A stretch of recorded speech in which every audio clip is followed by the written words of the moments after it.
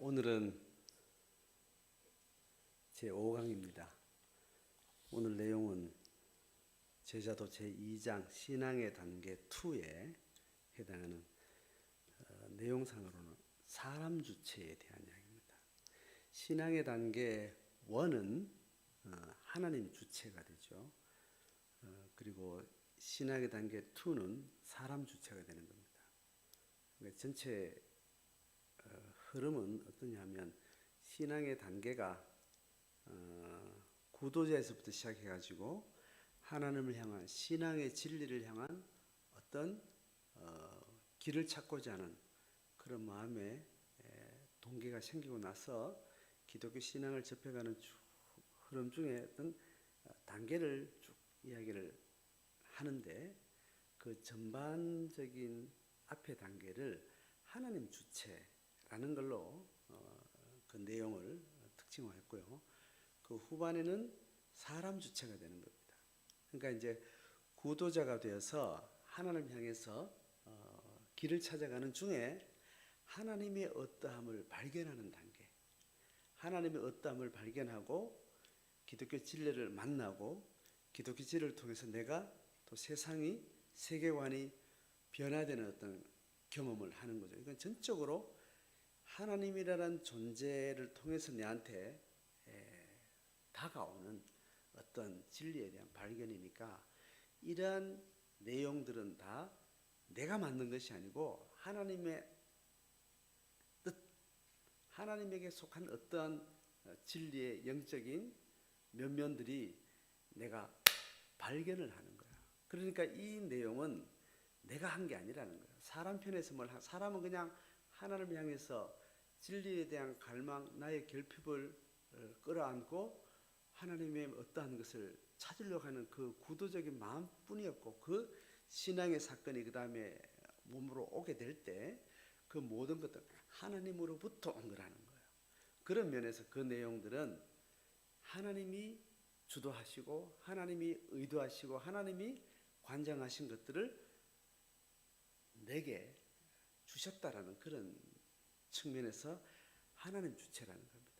오늘 신앙의 단계 2단계로 들어가면 뭐냐면 그 하나님이 주도하시고 주체가 된 모든 어떤 사건과 계획과 뜻과 어떤 진리의 내용들이 내한테 와서 그걸 신앙의 어떤 진리를 내가 받아들였다면 이제는 사람이 반응할 차례라는 거예요. 그런 의미에서 이제 신앙의 뒤쪽 부분은 사람이 주체가 되어야 된다는 거예요. 사람이 마음을 먹어야 된다는 거예요. 사람이 인간이 직접 내가 깨닫고 만난 하나님이 어떠함에 반응해서 사람이 어떤 주도적인 어떤 태도나 과정이나 그런 시간들이 진행되면서 일어나는 신앙의 어떤 내용들을 설명하는 거죠. 그래서 이 뒷부분을 사람 주체라고 이야기하는 겁니다. 자, 오늘 이 주체, 사람 주체 영역은 신앙을 만나고 나서 하나님을 향한 구도의 마음이 하나님에 대한 어떠한 깨달음으로 내한테 와닿고 나서 내가 어떻게 해야 될 그 단계를 이야기해요. 신앙은 여기서부터 이제 어떤 삶의 의미로 어떤 실행으로 실천으로 나타나게 되는, 물론 마음에서부터 시작하는 겁니다. 그 다음에 몸으로 그것을 행동하게 되는 거죠. 그래서 지난주에 간단하게 지난 4강에서 신앙의 단계 1에서 다뤘던 내용이 구도자가 되는 것, 그리고 하나님의 은혜를 경험한 하나님의 존재와 나를 향한 하나님의 사랑, 그 확신하는 단계, 그리고 거듭난 내 영적인 새로운 생명 현상의 출발, 그리고 분복과 자족, 그리고 예수가 내 인생의 주인 되셨다는 것을 발견하는 것, 그리고 하나님 나를 부르셨다는 것을 깨닫는 것.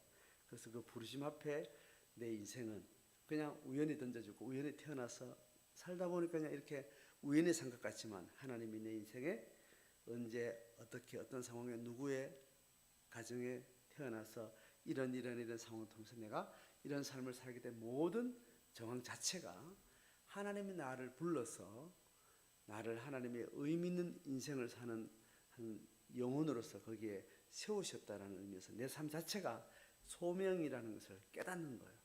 자, 여기까지가 신앙의 단계 원, 하나님 주체 영역을 내가 만나는 과정입니다. 오늘 시작하는 사람 주체는 이렇게 전 단계에서 하나님을 만나고 하나님을 만난 내가 어떤 사람인지 알게 되고 세상에 던져진 우연적인 삶, 고통스러운 삶은 하나님 나를 정말 아름답게 지어서 신앙의 삶을 살도록 여기에 보냈다라는 것을 받아들이고 난 다음에 사람 주체는 어떤 식으로 진행하는가를 이제 오늘 내용을 들여다봅니다. 자, 강의안을 보면 사람 주체, 부름받은 삶은 내가 주인된 삶에서 예수님이 주인된 삶으로의 부르심인 거죠. 그래서 이 부르심이 있기까지 내 안에 하나님께서 주도하신 새 생명의 탄생이 이미 내 경험으로, 깨달음으로, 신앙 고백으로 이루어진 겁니다. 자, 이제부터는 구도자의 걸음은 이 하나님의 사랑을 받은 자로서 하나님으로부터 다시 영적 생명을 얻은 자로서 이 새 생명을 기반으로 한 인격적 주체성이 요구되는 과정이 내게 남은 거예요. 자, 인격적 주체성이 요구되는 과정이에요. 그러니까 이제 하나님께 받은 게 있으면 이제 하나님께 받은 그 하나님의 어떠함에 대한 나의 반응을 이야기하는 거예요. 이 반응은 인격적 그 개인의 인격적 주도성, 자발성 이런 걸 기반으로 이제 신앙의 삶이 이제 삶으로 나타나는 거죠. 그래서 선한 성령의 소육을 따라서 의지와 선택과 결정을 오롯이 그 스스로 실행하는 그 과정이라. 신앙은 이렇게 내가 주체가 되어서 내가 선택하고 내 의지를 가지고 내가 결정하는 삶으로서 하나님께 반응하는 삶이에요. 자, 이제 그런 삶을 우리는 어떻게 살아가고 있는지, 내가 어떤 모습으로 있는지 한번 이제 내용을 들어가 봅니다. 자, 그 첫 번째가 청지기직이에요. 이제 부름받았다는 것을 내가 깨닫고 나면, 아, 부름받았구나 라고 생각하면 이 삶을 어떻게 살아야 될까 할 때 청지기를 이야기하는 겁니다. 청지기란 비유인데 큰 대갓집 종들이 막 수십 명 되는 그런 큰 대갓집에 종들의 우두머리를 청지기라고 그래요. 그러니까 주인이 살림을 관할하고 살림을 운영하는 그 모든 것을 종들에게 시킬 것 아니에요? 종들에게 시킬 때 그 종들이 너는 이거 하고 너는 저거 하고 저걸 다 하는데 다 누구 뜻대로 합니까? 종들을 먹여 살리고 종들의 주인인 그 주인의 원대로 집안 살림살이를 하도록 종들이 다 각자 맡은 역할들이 있는 거예요. 그 역할들을 다 책임지고 있는 그 주인의 마음과 주인의 뜻과 주인의 성향과 주인의 궁극적인 심정을 가진 종의 우두머리가 그 모든 하수인들을 부리는 겁니다. 그 사람을 청지기라고 해요. 내용 들어가 봅니다. 자기 삶을 자기 것으로 이해하고 살다가 우리는 하늘을 만나기 전에는 그렇죠. 내 삶인 줄 알았다는 거예요. 그런데 주님을 만나고 내가 하나님의 자녀인 줄 알게 되고 내 정체성이 바뀌는 내가 어떤 존재인지 내 정체성이 바뀌고 나면 하나님의 소명에 의해서 살아가는 자가 된다는 거예요. 이때 개인적 삶이 청지기의식으로 바뀌는 거예요. 개인적, 내 삶이라고 생각했던 내 삶에 이런 성격, 이런 성향, 이런 직장, 이런 가족들, 이런 관계, 이런 태생, 내 모든 내 삶의 조건을 청지기의식으로 바뀌는 거야. 아, 하나님 내게 맡겨준 거다. 그러니까 맡겨줘서 이걸 주인의 뜻대로 이것을 잘 내가 삶으로 실행하는 그런 의식을 가지게 된다는 거예요.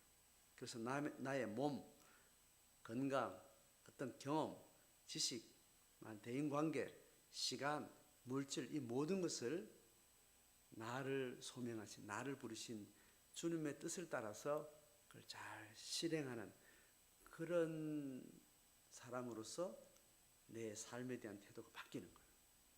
내 마음대로 하는 게 아니죠. 나를 부르신 하나님의 의도대로, 하나님의 방식대로, 하나님의 뜻대로 하는 것이 가장 내게는 유익하고 아름답고 존귀한 것이기 때문에 이제 주님의 뜻을 따라서 내 것이라고 생각했던 몸, 건강, 경험, 지식, 관계, 시간, 물질 등 어떤 이 땅에 있는 유형 무형적인 어떤 내 소유를 그렇게 사용하게 된다는 겁니다. 자, 이런 세계관에 대한 삶에 대한 태도, 이것을 큰 뜻으로 청지기의식을 가지고 산다라고 표현하는 겁니다. 자, 그 다음에 이 청지기직이 구체적으로 이제 영역이 이제 나눠지는데, 밑에 보면 사적 영역, 공적 영역 이렇게 있죠. 청지기직은 사적 영역에서의 삶에서 공적 영역으로 삶이 확장되는 거다. 자, 이걸 조금 지난 강의 때 예수님의 주되심을 이야기할 때, 내 인생의 주인이 예수님을 했을 때, 내 인생의 주인이 예수님이라고 말했을 때 그 주되심이 내 개인의 주인이기도 하지만 다른 사람의 주인이기도 하다는 거예요. 그러니까 같은 주인이 예수님이 내 삶에도 주인이고 옆에 다른 사람의 삶에도 주인이기 때문에 이제는 예수님 내 주인이라는 것은 이제 내 영역만 내 거라고 생각하지 않는 거예요. 내 관할 영역은 물론 내 영역 안에만 내 관할 그 한계가 있지만 내 관할 영역 넘어서는 다른 사람의 영역도 내 영역하고 질적으로 다르지 않다는 거예요.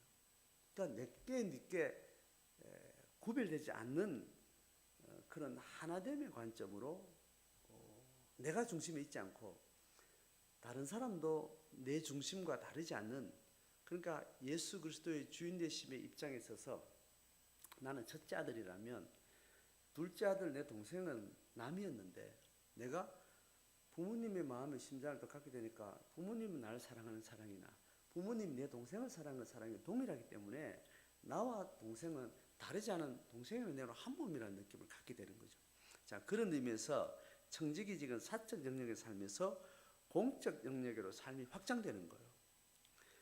내 삶이 내 거였고 내 동생은 내 동생 거였는데 내 동생의 삶이었는데 내 삶도 내 거지만 내 동생의 삶도 내 삶과 다르지 않다는 이런 공적 영역에 대한 새로운 인식 변화가 생기는 거예요. 자, 그래서 먼저 사적 영역으로서의 소명을 먼저 받게 되는데 내용이 이렇습니다. 자기 사적 영역은 자신의 의사와 상관없이 이미 주어진 삶의 조건, 이게 사적 영역이죠. 내 개인 영역. 그래서 이것을 그냥 하나님이 청지기로 주신 이 영역이 하나님으로부터 분복으로 받아들이는데 이 조건이 옛날에는 다 힘들고 어렵고 불만이고 아쉽고 한이었다면 이것을 그냥 하나님 주신 분복으로 그냥 건강하게 받아들인다는 거예요. 자, 그 작업을 먼저 하게 됩니다. 내용 들어가 보면 먼저 지금까지 개인적 상황에서 부름받음을 먼저 실천하는데 그것이 뭐냐면 내 과거와 화해하기, 내 현재 있는 삶의 조건을 받아들이기, 혹은 내 과거에 어떤 상처도 내가 치유가 되어지면서 그거를 긍정적으로 받아들인다는 거예요. 그래서 자신의 삶의 조건을 하나님의 분복으로 인정한다. 이 내 삶의 조건을 하나님의 분복으로 인정한다는 것이 잘 안 되는 이유가 뭐냐 하면 나는 돈을 1,000만 원 가졌는데 옆집 사람은 내 동생은 내 형은 2천만 원, 3천만 원 가지고 있으니까 내게 주신 1,000만 원이 하나님으로부터 왔다지만 그 자체만 생각하면 하나님으로부터 왔으니까 참 감사하다. 내 분복이 이렇게 주셨네 이렇게 생각하는데 여기를 받아들이기 힘든 지점은 뭐냐면 다른 사람은 내보다 돈이 많고 능력도 있고 다른 사람은 더 칭찬받고 여기서 내가 가진 조건을 하나님께로부터 받은 분복이라고 만족하고 자족하기가 어려운 거예요. 그런데 이것을 이제 인정하는 단계에 들어가요. 그래서 어떠한 삶의 환경에서도 하나님 한 분만으로 만족한 자족을 확인하는 겁니다. 그러니까 이 땅에 있는 내 소유하고 상상할 수 없는 하나님의 놀라운 생명, 이 내 삶의 모든 우한 질거로 다 덮어버리는 엄청난 하나님의 생명이 내 안에 확 들어오게 되면 이것들이 비교적 결핍된 마음들이 사라진다는 거예요. 그리고 내게 있는 이 작은 조건들은 각각 사람마다 준 각자의 역할에 맞게 양에 맞게 적당하게 하나님이 나누어준 그런 분복이기 때문에 이것이 불만이 안 된다는 거예요. 자, 그렇게 자기 사적 영역 안에 하나님의 소명을 받아들인다는 것은 내 삶의 어떤 조건도 근본적으로 내 마음의 평안과 내 존재의 소중함을 저해하지 않는다는 위기를 느끼지 않는다는 겁니다. 자, 그렇게 내 삶의 사적 영역에 하나님의 분복으로 받아들이고 하나님 때문에 모든 내 상황을 긍정적으로 감사함으로 받게 되는, 이게 소명받은 자의 자기 개인 사적 영역에서의 어떤 삶의 태도예요. 물론 이 마음은 하나님을 발견하고 하나님의 사랑을 깊게 깨달아갈수록 이거는 더 선명해집니다. 하나님에 대한 깨달으면 하나님을 날 사랑하는, 그래서 내가 존귀하다는 내 자신의 조건 없는 내 존재의 풍성함과 자기 존재의 만족이 크면 클수록 내 삶의 개인 분복에 대한 어떤 부족한 마음, 결핍된 마음이 사라지게 되고 소명으로서 받아들이게 되는 겁니다. 자, 이 영역이 잘 자리 잡고 나면 그 다음에 공적 영역으로 부르심이 생겨요. 그걸 공적 제자도라 그래요. 물론 사적 영역에 대한 삶에 대한 소명에 대한 걸음을 사적 제자도가 되겠죠, 그죠? 자, 공적 영역으로 부르심 내용 들어가면 주께서 부르시는 영역을 찾아서 능동적으로 삶을 선택하게 되는 거예요. 자, 무슨 말인가 하면 사적 삶의 영역이 타자를 위한 공적 영역과 연결된다는 거예요. 그러니까 이제 우선은 내 사적 영역이 먼저겠죠, 그죠? 논리적 우선이 그렇다는 거예요. 이것이 하나님의 통치 영역 안에서 정직으로 사는데, 공적 영역은 다른 사람의 영역이야. 다른 사람의 삶이나 그 사람의 존재나 그 사람의 고민이나 그 사람의 어떤 소유나 이 모든 것에 대해서도 하나님이 주인된 삶으로 내가 내 삶처럼 이웃을 내 몸처럼 사랑하는 마음으로 그 영역에 어려움에 내가 가서 청지기 역할로서 하나님이 기뻐하는 그런 삶을 살 수 있도록 돕는 역할로 내가 접근하는 겁니다. 그걸 하려면 먼저 뭐가 돼야 돼요? 사적 영역에 내 삶의 분복에 자족하는 그 평화와 샬롬이 먼저 회복되어야 다른 사람의 깨어진 평안, 깨어진 안정, 거기에 하나님의 마음으로 가서 돌보고 섬기는 공적 영역으로의 부르심을 실행할 수 있게 되는 겁니다. 자, 그래서 사적인 삶의 영역이 타자를 위한 공적 영역과 연결되는, 그게 남의 삶이 이제 남의 삶이 아닌 내 삶으로 와서 그 사람의 아픔과 그 사람의 고통에 내 마음처럼 동참하게 되는 이제 그런 공적 영역으로의 부르심을 실행하게 되는 겁니다. 그래서 개인적인 삶이 타자를 위한 공적 삶으로 변화하는 겁니다. 그전에는 사적 영역은 다 이게 나를 위한 거라 생각했다고. 여기에 가지는 소유나 여기에 있는 능력이나 이런 경험들이 이게 나를 계속 확장시키고 나를 좀 더 다른 사람보다 비교적 성공하는 사람으로 키우기 위한 그런 내 거를 위한 건 줄 알았는데, 이 내 소유가 자족이 되고 나니까 내가 가진 이 모든 기반이 다른 사람을 사랑할 수 있는 어떤 조건으로서 전제가 되는 겁니다. 그래서 개인적인 삶이 타자를 위한 공적인 삶을 지향하는 토대로서 인식이 바뀌는 겁니다. 자, 그까지가 공적 영역으로서 어떤 하나님의 소명을 향해서 나아가는 이제 그런 이제 영역이 되는 겁니다. 자, 이런 관점을 가지게 되면 피조세계의 시간, 공간, 그러니까 피조세계 전 영역에서 하나님의 통치를 향한 관심을 가지게 되고, 그래서 이웃 사람 한 사람이 갔다가 이웃 동네도 보게 되고 이웃 나라도 보게 되고 지구 반대편에 있는 어떤 나라의 고통과 전쟁과 아픔에 대해서도 내 아픔처럼 관심을 가지게 되는 마음이 생기는 거죠. 그리고 이것이 공간적인 확대죠.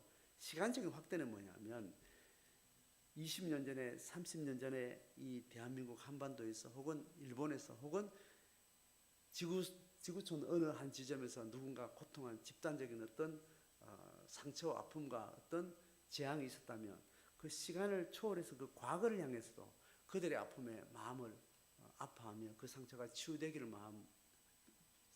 바라는 마음으로 뭔가 거기에 관심을 가지는 이제 그런 마음을 갖게 되는데, 이것을 피조 세계의 지구촌 전체에, 전 우주의 시간과 공간을 초월해서 전 영역에 대해서 하나님의 평화가 임하기를 원하는, 그걸 하나님의 통치라고 부릅니다.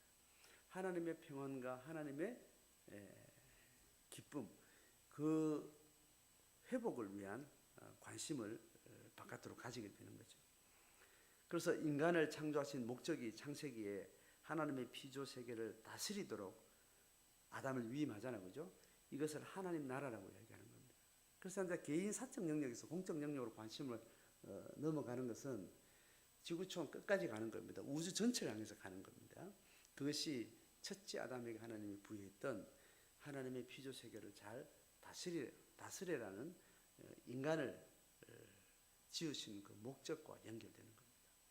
자, 그렇게 해서 공적 영역으로 부르심의 큰 그림을 소개를 하게 됩니다. 자, 이런 청지기로서 살아가는 이런 삶의 직접적인 태도, 자, 이 태도를 가진 한 인격을 성경에는 구체적으로 실제적으로 어떤 이름으로 명하는가 하면 이제 제자라고 이야기를 하는 겁니다. 청지기라는 건 하나의 이제 어떤 예시잖아요, 그죠? 하나의 이미지고 시청과 교제로서 청지기라는 어떤 이미지를 설명해서 소명받은 사람의 자기 삶의 어떤 태도, 이것을 설명했다면, 그런 청지기로서 하나님 앞에 살아가는 삶을 가진 한 인격을 신약 성경에서 예수님을 따르는 제자라는 개념으로 설명합니다. 자, 그래서 이 제자도를 이제 말하게 되는 거죠. 청지기직을 이제 깨닫게 되면 이제 예수를 따르는 제자의 모습을 이제 더 크게 그려가는 겁니다. 자, 내용을 보면 이렇습니다. 제자도는 성령과 연결된다 했죠. 이제 영적인 어떤 부분을 이야기합니다. 내용은 이렇습니다. 예수님을 구원자요 주인으로 따르는 자를 제자라고 합니다. 예수는 구원자로 경험하죠. 예수를 내 생의 주인으로 경험해서 내 삶을 청지기였던 태도로 그 소명에 반응한 사람을 예수님의 제자라고 부른다는 거예요. 그래서 제자도는 기독교 신앙을 따르는 삶과 인격 자체를 의미하는, 기독교 신앙의 진리를 따르는 삶, 그리고 그 삶을 추구하는 그 인격, 그 자체를 제자라고 하고, 그 삶을 제자도, 제자의 길, 이렇게 얘기하는 거예요. 그 삶과 인성 자체를 제자도라고 설명해요. 그래서 이 성경 교재가 제자도를 이야기합니다. 기독교 신앙의 어떤 전체 큰 틀을 가지고 그 큰 줄기를 가지고 가는 한 사람의 인격, 그런 삶, 그걸 제자도라고 말한다는 겁니다. 자, 그래서 주인을 따른다는 것은 개인성을 버리고 주님과 함께 살아간다는 거예요. 자, 여기서 이제 개인성이라는 개념이 납니다. 한 개인으로서 사는 것이 아니고 모든 개인의 주인이신 예수님의 통치, 그 관심을 가지고 개인으로서 살지 않고 공적인 어떤 시각과 가치를 가진 한 개인 인격을 가진 제자가 되는 거죠. 자, 여기서 이제 제자도적 삶의 특징이 뭐냐 하면 대가지불이에요. 이 제자는 결국은 하나님의 뜻을 따라 공적인 삶을 사는 거거든요.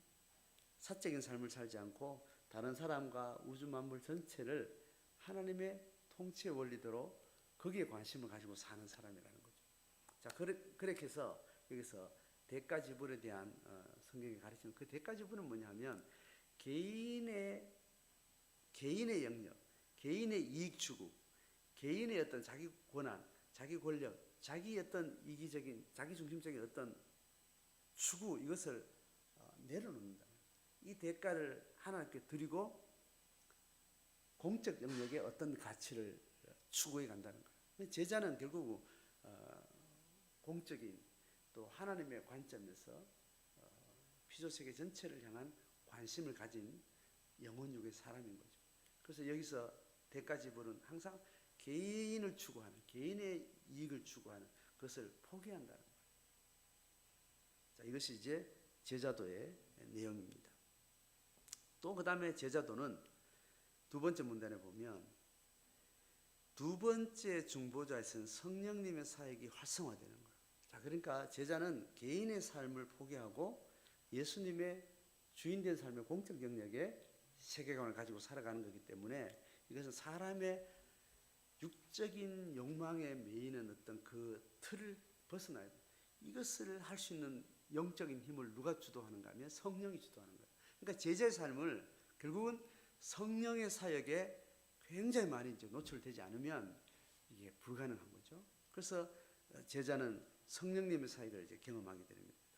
자, 예수님을 따르는 영적인 삶을 반드시 성령님의 사역을 필요로 한다. 제자가 되는 것은 형태론적인 이렇다 저렇다 말만 하지만 그것을 실제로 실행하는 그 주체는 성령과 가장 가까이 하나님의 능력과 하나님의 지혜와 하나님의 은사들을 통해서만 이걸 할 수 있어요. 자, 그래서 성령 사역을 이제 중요하게 우리가 배우게 되는 겁니다. 자, 그래서 성령님의 사역을 이제 크게 두 가지로 보는데 첫 번째는 은혜, 그 다음에 은사예요. 성령의 사역이 크게 두 가지로 은혜를 주시는 분, 은사를 주시는 분. 은혜를 공급하시고 은사를 공급하시는 거예요. 자, 은혜는 뭐냐면 개인적으로 내주하시면서 조명하시고 조명한다는 빛을 비춰준다는 말이에요. 그렇게 인도하시면서 내가 하나님의 사랑받은 자녀라는 누구에게도 동일한 인간, 모든 인간은 하나님의 생명으로 지원받았고 하나님의 소중한 우열이 없이 소중한 자기 존재라는 그 하나님의 예수님의 십자가 사랑을 입은 그 하나님의 절대적인 은혜를 깨닫는 것, 이것을 성령께서 계속 내 마음에 내주하시면서 비춰주시는 거예요. 그 다음에 두 번째는 뭐냐 하면 은사를 주는 거예요.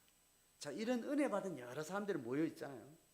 그런 사람들이 제자의 길을 걸어가는데 그 제자의 길을 통해서 각각 집단적으로 각각 다양한 기능과 상황을 통해서 연합하게 하신다는 거예요.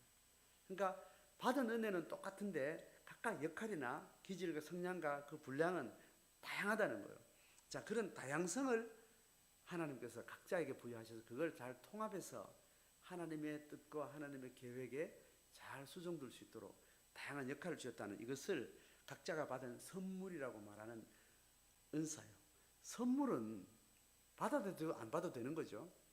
선물은 생존에 필요한 건 아니에요. 그러나 그 삶을 풍성하게 하는 겁니다. 그리고 내게 있는 게 아니고 누구로부터 받는 거예요. 이 성령의 은사가 있어야 은혜 받은 자의 풍성한 하나님의 나라의 삶을 잘 돌볼 수 있는 겁니다. 그래서 내하고 다른, 나는 1,000만 원 가지고 있는데 저 사람이 2,000만 원 가지고 있는 이유는 1,000만 원 가진 사람이 못하는 2,000만 원 가진 사람이 할 수 있는 뭔가가 있어서 내가 못하는 일을 다른 지체가 하나님 나라의 일을 돕는다는 그런 의미입니다. 자, 그런 의미에서 은사는 다양한 개인의 차별성 이런 것을 보여주는데 그게 서로의 우애를 이야기하는 것이 아니라 서로 하나님의 나라를 돕는 각자 역할이라는 걸로 이해를 하게 됩니다. 그래서 제자는 홀로 가지 않고 집단을 통해서 공동체를 형성하게 되는 거예요. 그래서 홀로 가지 마라, 네 혼자는 다 못해. 또 홀로 가지 않고 많은 공적인 영역에 관심을 가지기 때문에 그 다양한 일들을 하기 위해서는 제자의 다양한 숫자가 필요해서 그래서 공동체의 어떤 활동성이 이제 여기에 시작되는 겁니다. 자, 그렇게 해서 이제 제자들 다음 페이지 넘어가면 하나님 나라가 나오는 제자도를 통해서 하나님이 다스리는 삶의 가치관, 그 세계관을 하나님의 나라 이렇게 이제 설명. 이 하나님 나라라는 것은 따로 이제 공부해야 될 여러 가지 내용이 있죠, 그죠? 자, 그렇게 해서 제자가 함께 공동체가 되어서 하나님의 뜻을 이루는 그 세상을 꿈꾸는 그것을 이 성경에서는 하나님의 나라, 천국이라고 이야기합니다. 그 성경의 궁극적인 하나님의 나라의 개념은 이 땅에서의 어떤 하나님의 뜻의 원리대로 살아가는 그런 삶의 원리, 그런 세계관, 거기에 성경이 말하는 천국의 핵심 무게가 거기 있습니다. 자, 그렇게 되면 이제 교회로 이제 넘어오죠, 그죠? 교회로 봅니다. 이 제자들이 모여서 결국 교회가 되는 건데 내용 보면 이렇습니다. 그리스도의 몸이라고 하죠. 예수님의 통치를 받는 제자의 삶은 또 다른 제자들과 함께 가는 길이라고 설명했죠. 그래서 제자들의 집단이 예수님과 연결된 관계를 사람의 몸으로 비유해서 설명합니다. 그래서 예수님의 머리가 되고 모든 제자들의 몸에 손, 팔, 어깨, 뭐 다리, 뭐 배, 가슴 이렇게 몸의 다양한 모습으로 이야기를 하는 거예요. 예수님의 머리가 되고 제자들의 공동체는 몸의 각 부분이 되는 거죠. 그래서 제자들끼리 서로를 지체라고 이야기하는 겁니다. 뭔가 같진 않은 좀 다른 모습을 가지고 있는데 한 몸이라는 겁니다. 어디에 연결된? 예수 그리스도께 연결돼서 유기적으로 서로를 잘 돌보고 서로를 잘 지켜내고, 그래서 누군가를 향해서, 세상을 향해서 섬길 수 있는 몸이라는 어떤 그림으로 이야기하는 겁니다. 자, 그래서 그리스도를 머리로 몸의 관계를 유지하는 둘 이상의 지체 관계를, 이걸 가지고 교회라 그러는 거예요. 공동체로서 교회를 이야기하는 거예요. 개인도 교회죠. 교회는 궁극적으로는 집단을 말하는 겁니다. 이 관계를 교회라고 이야기하는 거죠. 제자들의 삶은 공동체 관계 속에서 이루어지는 거죠. 그래서 몸 생활을 하게 되는 거예요.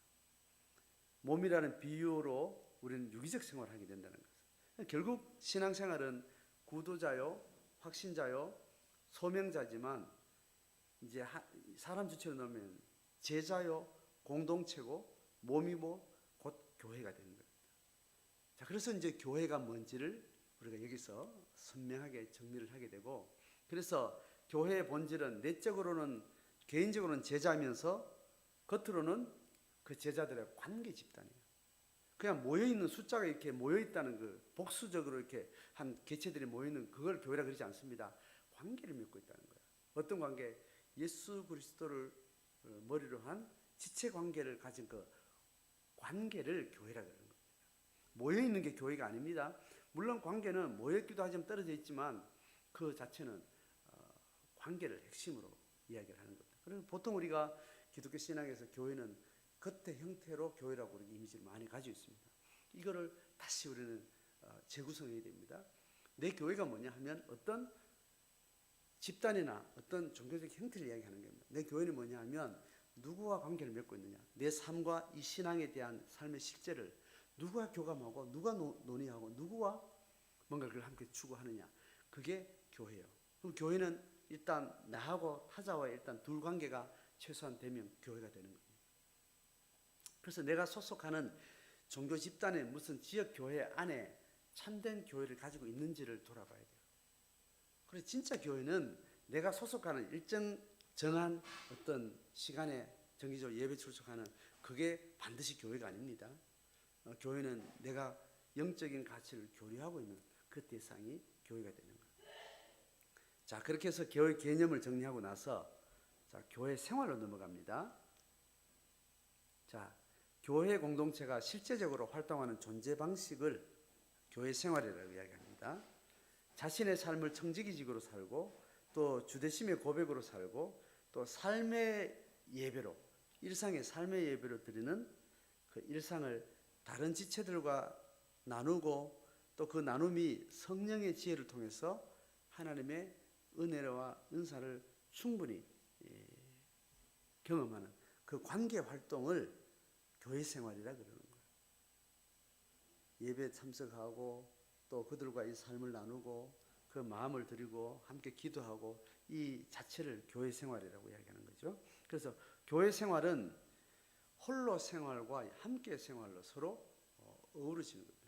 교회 생활은 반드시 내 제자됨에 홀로의 개인의 삶과 개인의 기도방과 개인의 묵상의 어떤 시간들과 개인의 영성이라는 게 따로 반드시 존재해야 돼요.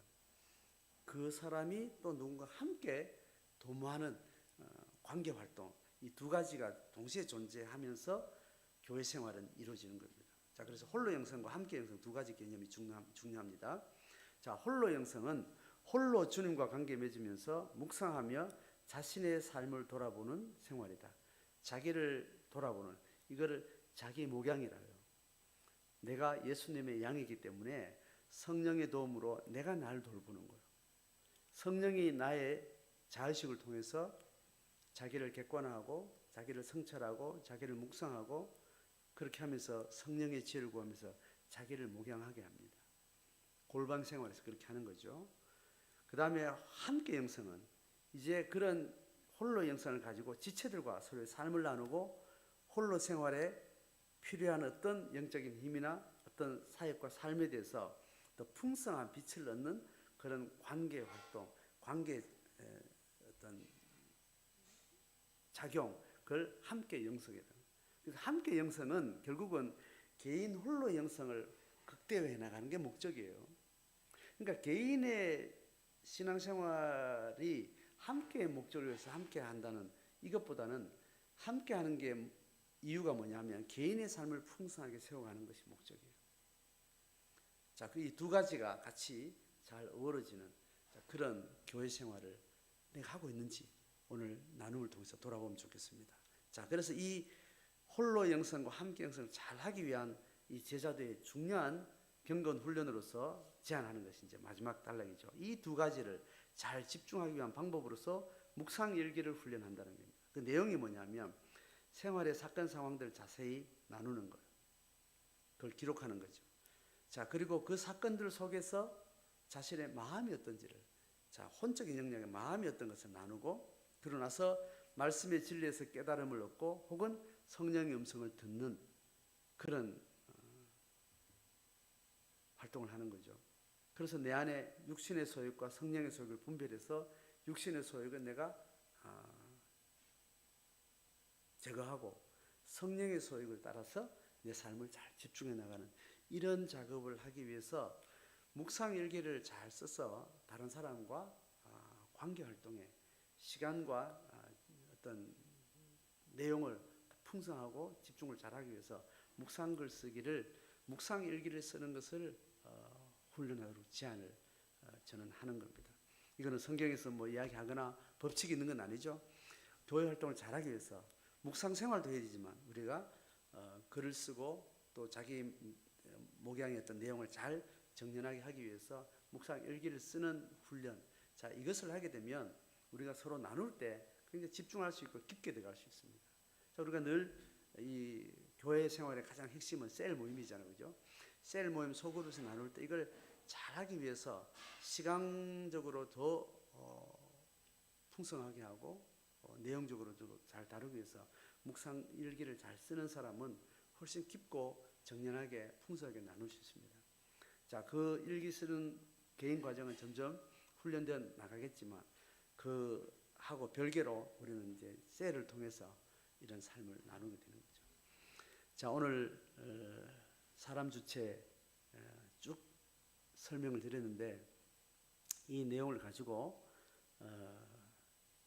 홀로의 영성, 자기 목양, 그리고 함께 영성에서 상호 목양, 이 목양이 이 신앙생활의 제자도의 굉장히 중요한 활력입니다. 교회는 결국 관계 집단인데 관계에서 뭘 하는가? 목양하는 거예요. 그 영혼을 돌보는 거예요. 그 돌보는 방식은 홀로 돌보는 홀로의 목양이 있고 서로 함께하는 상호 목양이 있습니다. 이 목양을 경험해야 돼요. 그래서 목양을 경험하는 어떤 개인 경험과 집단 경험이 우리가 영적으로 제자의 삶을 사는 신앙의 삶을 굉장히 심하게 걸어가는 거죠. 자, 이것을 집중하는 중요한 모임이 셀 모임입니다. 인격적으로 삶을 나누고 마음을 나누고 거기에 하나님 뜻을 찾아가는 이 활동을 하는 거죠. 자, 기독교 신앙에서 이 목양이 이렇게 중요합니다. 목양이 없으면 수많은 진리를 깨달아도 신앙생활에 어떤 깊이를 만들어갈 수 없습니다. 자, 그래서 우리가 이제 이 제자들을 통해서 제가 제안하는 것은 목양 경험을 하는 겁니다. 이제 이 신앙의 단계 2가 끝나면 3장, 4장 쭉 계속 넘어가면 결국 목양을 위해서 우리가 인간의 지으신 하나님의 인간의 내면, 하나님 형상 그것을 이제 회복하는 내용을 이제 공부하게 되겠죠. 자, 이 내용을 이제 시작으로 목양을 어떻게 할 것인가 이 관심을 가지고 이제 다음 강의에서 이야기 될 것이고 제가 제안하는 바는 제가 이 강의를 듣는 한 사람 한 사람의 개인 묵상 일기를 서로 나누기도 하고 묵상의 삶을 서로 주고받는 목양의 그런 경험들을 해가면 좋겠습니다. 제가 개인적으로 여러분 요청한다면 제가 목양의 어떤 실제를 저하고 나눠볼 수 있겠습니다. 그것을 하지 않으면 개인 목양을 어떻게 해야 되지 잘 몰라요. 자기 영혼을 돌보는 방법은 상호 목양을 통해서 배우게 돼요. 그래서 상호 목양이 개인 목양을 정말 잘 가르치게 되고 개인 목양이 심화가 되면 상호 목양은 또 그게 또 풍성해지는 서로 상호적인 순환적인 이렇게 영향력이 있습니다. 그래서 저는 목회를 한 사람으로서 이 제자도를 가르치는 이 내용 핵심이 목양이라는 어떤 그런 중요한 화두를 가지고 여러분이 개인적으로 요청할 때 제가 개인 목양을 실행해 볼 수 있는, 경험을 해볼 수 있는 그 개인 목양을 통해서 내 영혼이 풍성하게, 내 영혼의 길이 선명해지는 경험을 할 때 그 목양 작용이 개인 목양에서 또 상호 목양으로, 자기 목양에서 상호 목양으로 확장되고 성장하게 됩니다. 이것이 개인의 신앙의 성장이고, 그 개인의 신앙으로서 공동체를 이루고 그 집단 전체가 신앙으로 풍성해가는 원리가 되겠습니다. 자, 오늘 이 내용을 잘 새기면서 자기를 돌아보고 내가 교회를 가지고 있는가, 교회가 있다면 내 개인 목양과 상호 목양의 교회 생활을 하고 있는지 돌아보고 점검하고 또 기대하는 바를 또 꿈꾸면 좋겠습니다. 예, 오늘 강의는 여기까지 하겠습니다. 고맙습니다.